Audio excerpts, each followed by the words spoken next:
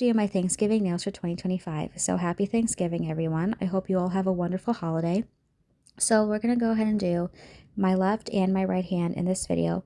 Normally, I don't do both hands in a video and I just do one and then I do maybe like a YouTube short on the side to do the other hand.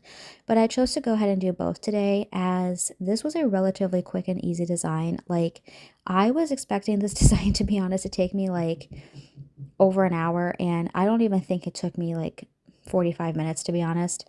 But I also do like to plan out my seasonal theme nails that I plan to wear like for a holiday because it just makes the process of doing my nails a whole lot quicker. So I just sit down, do them, and I'm good to go. And I love doing that. So I'm going to go ahead and start off by putting the base polishes on. I only did one coat of this on camera because I do 3 full videos a week, so Monday, Thursday, and Saturday, and obviously because tomorrow is a holiday, I chose to do tomorrow's video today, and this is today's video, so I wanted to make sure I could get this up as quickly as possible. So for me personally, and I don't know about anyone else, but I start Thanksgiving or I start Christmas at like November 1st. Like I love having Christmas decorations up. My family does before Thanksgiving, almost at Halloween there. And I do this month, I have done a combination of both Christmas and Thanksgiving nail art designs. When it comes to Thanksgiving, like the nail designs I'm going to wear for Thanksgiving Day, I like it. I like to use it as like a grand finale of fall nails for the season. So that's why you're seeing browns and neutrals, oranges, greens, reds, all in this design because those are some of my favorite fall colors.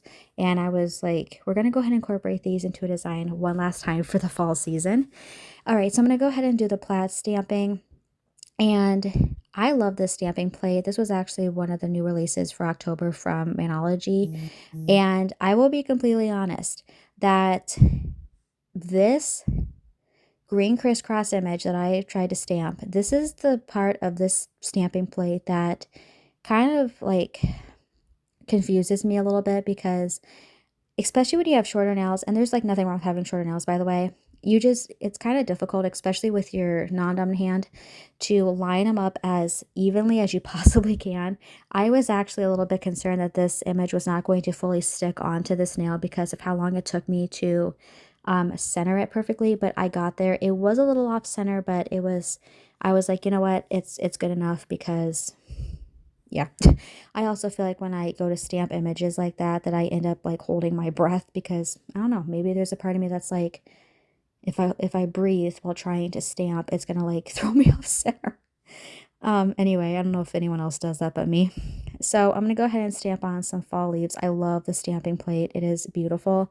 And the original design that I decided to do for Thanksgiving, I was going to do 3 leaves. However, because my nails are a little bit shorter, I went with 2 and I thought it looked really, really pretty.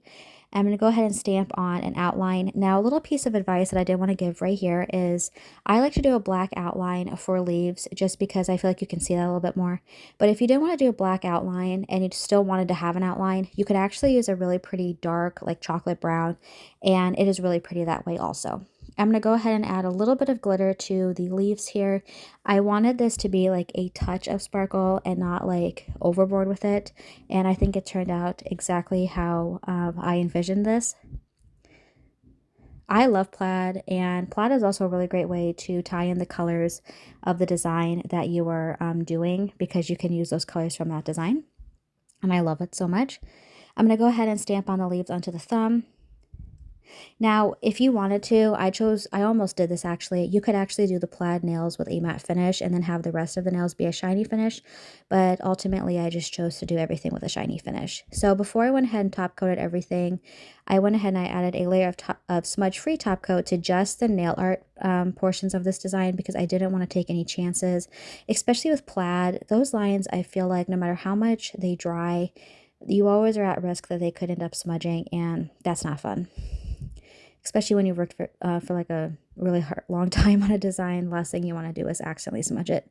I'm going to go ahead and add some glitter down the middle of the thumbnails.